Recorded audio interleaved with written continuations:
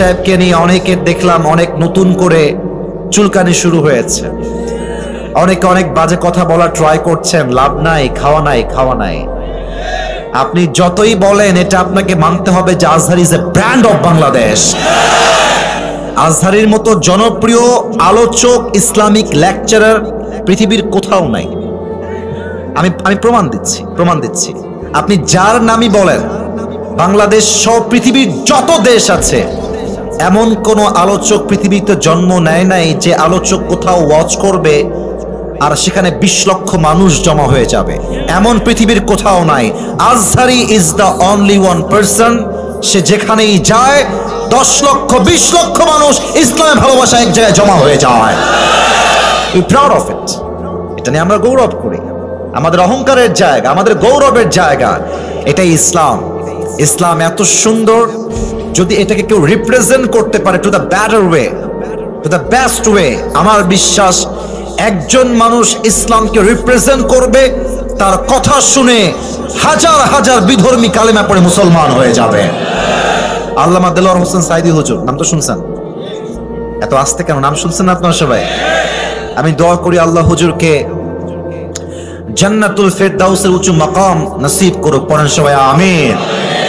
আমার মনে হয় এই যে আমরা বলি আপনি একজনকে মেরে ফেলবেন, একজনকে হত্যা করবেন, আল্লাহ আর একজনকে তৈরি করে দিবে। আপনার আল্লামা দেলোয়ার হোসেন সাইদি হুজুরকে মিথ্যা রাজাকারের ট্যাগ দিয়ে জেলের মধ্যে পচিয়ে নির্বিচারে ইনজেকশন পুশ করে হত্যা করেছেন। আল্লাহ বলছে তোমরা একজনকে হত্যা করলে কি হবে, আমি তার পরিবর্তে হাজার হাজার আজহারি বাংলার মাটিতে পয়দা করে দেব। রুখে দেওয়ার সাধ্য কারো নাই। আমাদের সকলের প্রিয় আল্লামা একটা কথা বলতেন, যারা তোমরা আমাদেরকে মৌলবাদী বলে ট্যাগ দিয়ে গালাগালি করো, আমরা চুল পরিমাণ এই কথায় রাগ করি না। কেন করি না? ঠান্ডা ভাষায় বলছি, কোন লাউড অ্যান্ড শাউট ছাড়া বুঝে শুনবেন। দেলোয়ার হোসেন সাইদি হুজুর বলতেন মৌল শব্দ আসছে মূল থেকে। কি থেকে? এটা গায়বান্ধার সাউন্ড হইল না। কি থেকে? মূল থেকে। মূল মানে হচ্ছে কোরআন, মূল মানে হলো হাদিস, মূল মানে হচ্ছে আল্লাহ তাআলা, মূল মানে হচ্ছে হিজ লাস্ট মেসেঞ্জার মুহাম্মদ সাল্লাল্লাহু আলাইহি ওয়াসাল্লাম।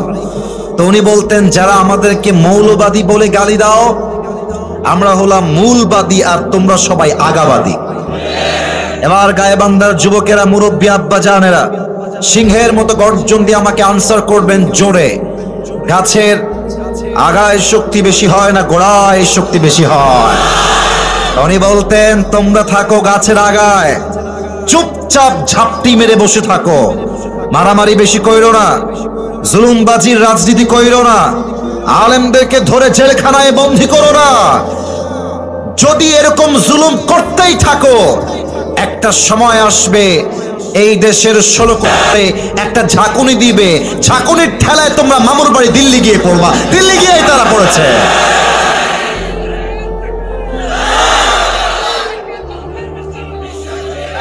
ওনার প্রত্যেকটা কথা, আমাকে কথা বলতে দেন, আমাকে কথা বলতে দেন, ওনার প্রত্যেকটা কথা আজকে বাংলার মাটিতে বাস্তবে রূপ ধারণ করেছে।